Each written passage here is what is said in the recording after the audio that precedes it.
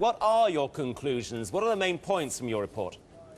I guess there are three main points that one should highlight. Because the first one is that when it is mentioned there is a 21% debt reduction haircut, we believe that this is somewhat overstated. The debt reduction actually ranges between 0 and 19%, with an average 10%. So actually, the private sector contribution is closer to 10% than to the 21 that is mentioned.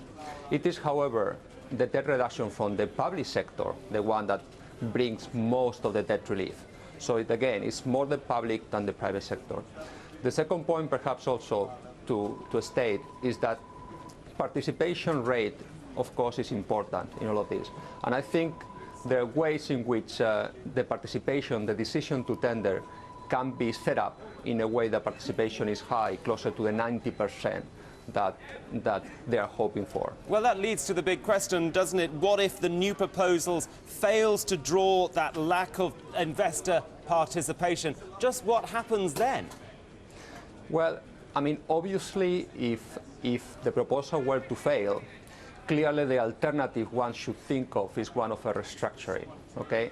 Thereby, actually, one should think in terms of recovery rates in the event of a restructuring if participation is low, if this debt exchange fails. But however, we think that since, as a result of those incentives, you could argue that since the alternative is really bad for the investors, they will tend to participate in the official tender. When do you think Greece might be able to go back to the markets? And given the sort of proposals that are on the table, do you think actually Greece, for the next few years, is just going to be a serial defaulter? This is an important question, because keep in mind also it's behind of the question of what is the exit yield, sort of the interest rate at which they should be able to issue when they go back to the markets. The first point I think to make here is that it's not going to happen anytime soon. Obviously, they're going to be out for the market at least through end 2014 and possibly longer.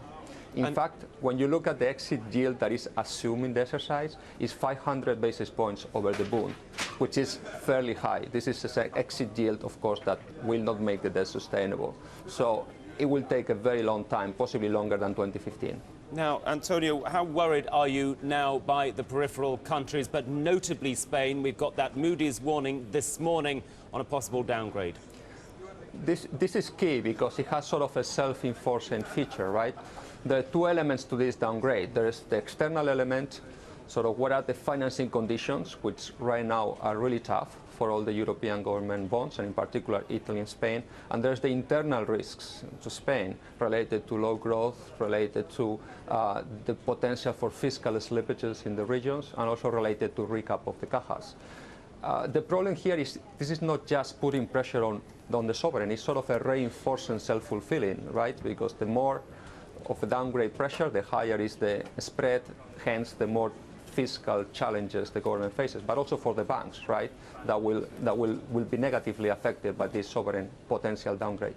Okay, Antonio Garcia Pascual, great to talk to you this morning. Thanks for joining us from Barcap today.